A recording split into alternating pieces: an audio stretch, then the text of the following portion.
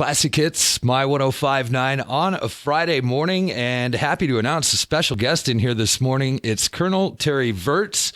Good morning. Good morning. It's good to be here. Of course, tonight, National Geographic Live View from Above with Terry Virts. Terry is a retired Air Force test fighter pilot. He spent 7 months in space, piloted the Space Shuttle. Was it Endeavor? Endeavor, yeah. Endeavor, and commanded the International Space Station. You took more than 300,000 photos in space. That's more than any other astronaut more than anybody's ever taken photos in space. That's what they told me. Yeah. And that's kind of what's going on tonight then? We're going to see not all 300,000. Okay. Probably only 200,000. Okay. Yeah. That's very cool. I'm a space nerd. I always wanted to be an astronaut. I found out in like 8th grade that I was too tall already to be an astronaut. So you would have been miserable. In the Soyuz, when I flew in the Russian capsule, that is a small capsule. Yeah. So you would have not been happy inside that. I know they've made the height requirements a little bit bigger now, but still I think I'm too tall. There's a new SpaceX capsule and Boeing has a capsule, and that's, you can be super short and super tall, but not in the Russian one, the Soyuz. That was made in the 1960s. Yeah. Pretty cramped, huh? Yeah. Very cool. Let's talk about space then. You were up there a long time, 7 months total? Yeah, my first flight was 2 weeks. My second flight was 200 days, so a little over 7 months. 200 days. That's wild. Do you have any close calls up there? Actually, I wrote a whole chapter about this ammonia leak situation that we had in my View from Above book. It ended up being a false alarm, but we thought there had been an ammonia leak. Ammonia is a coolant fluid, and it's NASA. The trainers used to tell us, hey, if you smell ammonia, don't worry about trying to fix it because you're going to die. It's a pretty deadly chemical. And so, yeah, we spent a whole day thinking the station was going to die and we were going to have to come back to Earth. It turned out to be a false alarm. NASA prepares you for just about everything, I'm sure, but there's got to be some things that you might not be prepared for or didn't see coming. Out of the blue, we did not. So one of the things that happened was we lost 3 cargo ships. They blew up back to back in an 8-month period.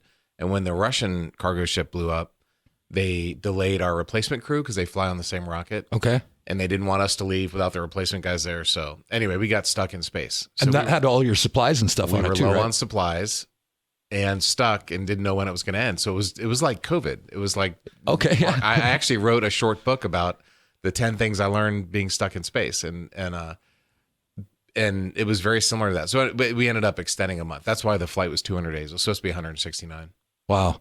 And I saw you on an interview talking about COVID just fairly recently and talking about, it must have been wild kind of looking down on everybody.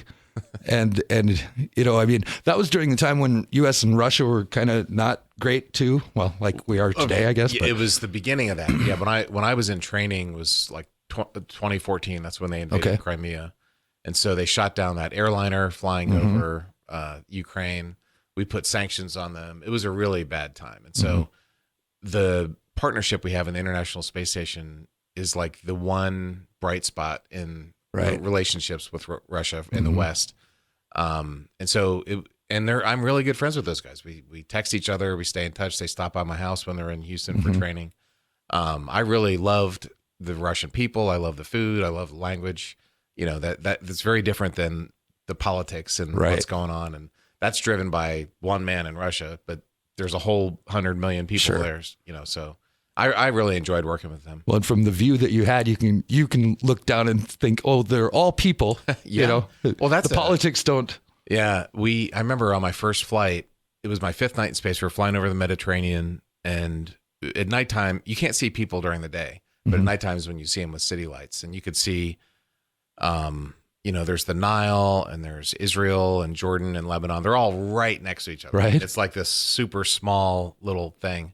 And I remember thinking, guys, what's the problem, man? There's this big planet. Right. You're right there with each other. Why is there all this conflict down there?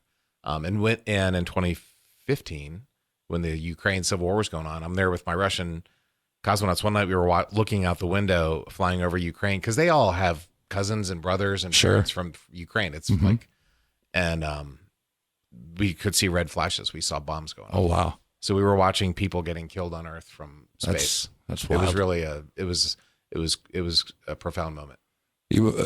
you almost have to like the people that you're stuck up there with, right? I mean, that'd be a tough. I was really lucky on Expedition 43 when I was there with as commander. I had a great group of people, but that's the technical parts. When you pick an astronaut are important. You have to be able to do technical things, but there's lots of people who can do that. I think the most important skill is just to be able to get along and have other people want to hang out with you. And you were commander of the space station, correct? On Expedition 43. Yeah. So that means you're in charge of everything, right? You're the boss. You're at the end of the day, you're the ones responsible. Now, sort of. It's like being an airline captain. Right? Okay. Yeah, you're the captain of the airplane. Have traffic control. Air traffic control is going to tell you where to go and when you can take off and where you can land. And so I had NASA, I had Roscosmos, we had the European Space Agency, the different mission controls. The flight director is actually. Sure. But when it comes down to something, you're really the only. You're the guy up there. With the radio gets cut off, you're in charge. Wow. And you had Russian cosmonauts and Europeans, and so and they all have their own space agency. And I'm commander for a few months, but when they go back home, they got the rest of their life, and they're exactly. Yeah. So it's an interesting dynamic. I've seen that video floating around of the gorilla suit. On the space station. That was one of the Kellys, right? Scott Kelly? Yeah. When I was there, Scott showed up, and his brother Mark, who's now a senator, he sent him a gorilla suit. He was celebrating his birthday. I think it was a birthday or something. Did you celebrate a birthday in space? I did. What did you do for your birthday? You didn't get a gorilla suit. I got a harmonica. You got a harmonica? The Russians gave me a harmonica, which was actually really cool. I've learned how to play it in space, so. You didn't have a lot of downtime though, right? And when you did, you were taking pictures. When I did, I was taking pictures. That's what I did in my spare time. What were some of the personal items that you got to bring up with you? A lot of jewelry for family and stuff. I bought some watches to give my son and my dad and stuff. I'm a baseball guy, so I brought up a few different baseball jerseys and Nolan Ryan signed baseball for the Astros. I brought up a Jackie Robinson jersey, which was really cool. The Hall of Fame gave it to me. And then I donated it to the Negro League Baseball Museum, which is in Kansas City. So they made a special exhibit, which is super cool. Cool. So yeah. You guys listen to music on the space station? Oh yeah, out all day long, really? Every day. And I like lots of music. I mean, this is my childhood, right?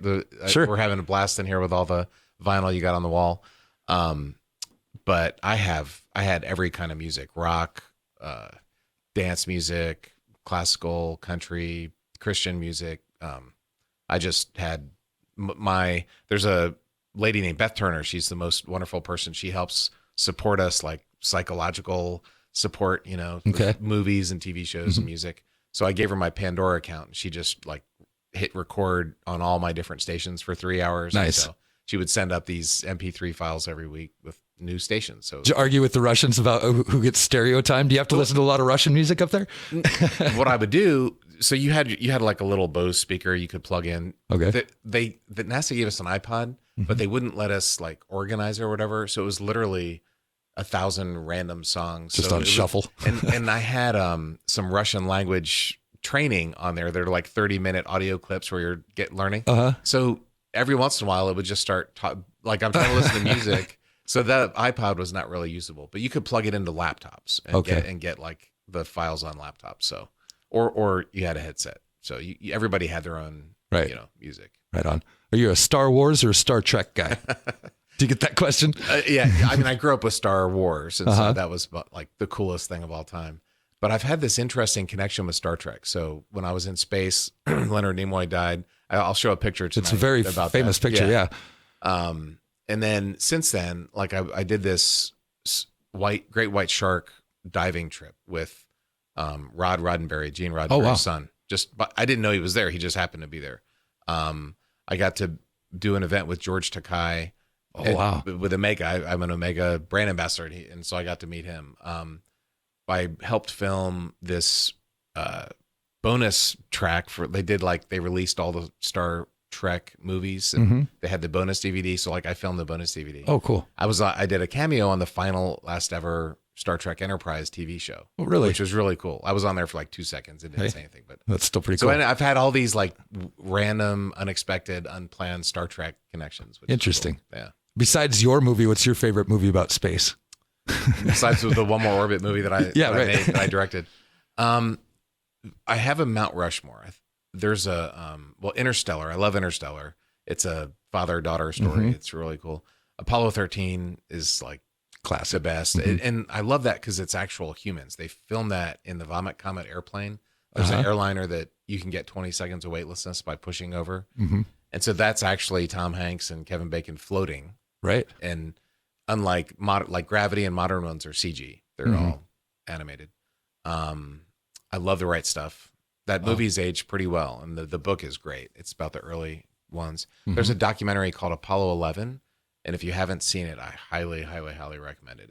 It came out 2 years ago on the anniversary. I did see it. Yeah, it was good. And yeah, I was more nervous watching them launch in the documentary in the theater than I was actually launching myself. Really? It was that well done. I thought it's a great doc. I heard you tell a story about one of the hardest things that you had to do up there was cut somebody's hair. Oh my God. Yeah.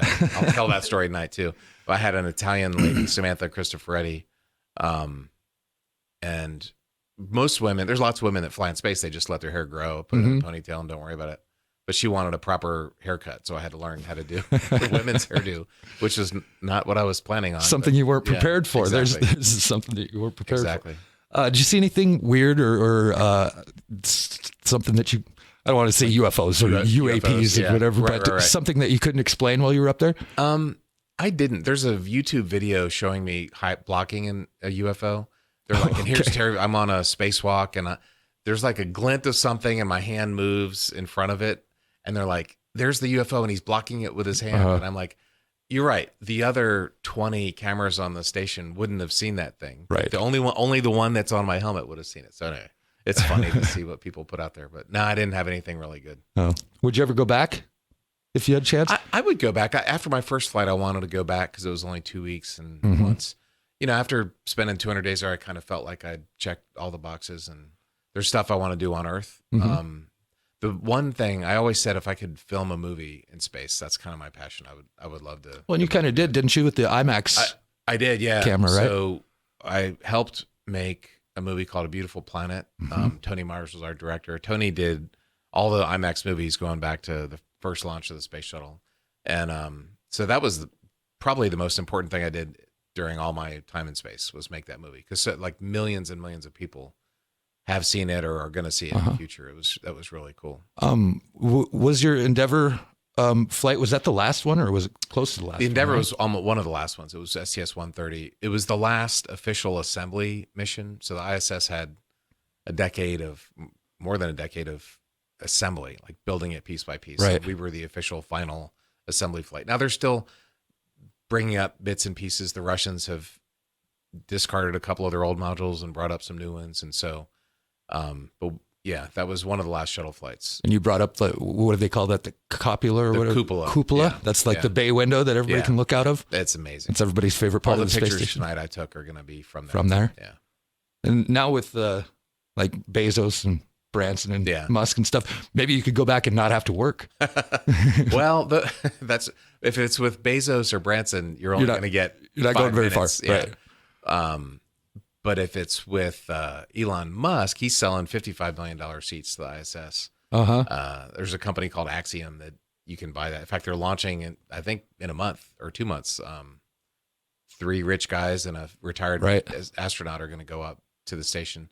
And so they're actually going to do some work. They're rich, but they're actually trying to do science. And one of them is an Israeli astronaut, former fighter pilot, who was flew with Ilan Ramon, who was the Israeli astronaut who died on Columbia. He was Ilan, and I was attached as a family escort for the Columbia families during that mission. And I was with the Ramon family. So it's a good thing. It's a cool thing for Israel to have, another astronaut going up. And even though it is a private mission, he's got science and he's going to try and do kind of normal astronaut-y things while he's up there. What were some of the science things that you did while you're up there? I'm sure some of it was probably boring, but some of it was probably fascinating.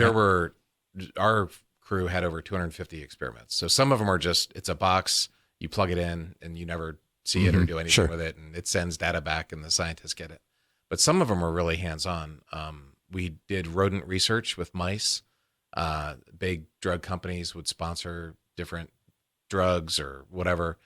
I did the second rodent research group of mice, and now I think they're on 22 or 25 or something. That's probably the most important science done on the station. Okay. It's got to be pretty wild for the mouse. the mouse What's drones. going on here? Yeah, exactly. So that was interesting. There's a big giant machine outside that we didn't really have anything to do with, but it's collecting particle data. So it's looking for antimatter. Okay. And it's called AMS2, and it's going to tell us what the universe is made of. Cool. Because there's this stuff called black matter, and dark energy that no one really knows what it is. That most of the universe is made up. Exactly. Exactly. So. Did you leave anything up there? I'm the kind of guy that would sneak off to the bathroom and like scratch my name into the. I may or may not have written a message. I know exactly where there's a message left for all eternity. Well, not all eternity. Whenever as long as it stays up there, right? We did. Oh, that's we very had a little cool. mini ceremony to leave a message for future crews. So That's funny. I don't know if anybody's found it or not. Okay. National Geographic Live View from Above with Terry Virts. What are we going to see tonight? What? So mostly photographs and stories, right? Photographs and stories, kind of what it's like in space. Some of the bigger lessons I learned about life on Earth from being in space. Talk about the crew. It should be a lot of fun. I've been doing this for a couple of years now with Nat Geo, and there's a lot of laughs, and people seem to like it. Well, that's very cool. I appreciate you coming by. I've interviewed many people, but I was more excited for this one than I have been for almost any of them. So looking forward to it. Alberta Bear Theater tonight at 7:30, National Geographic Live, View from Above with Terry Virts. And again, thank you very much for stopping by. Thanks for having me.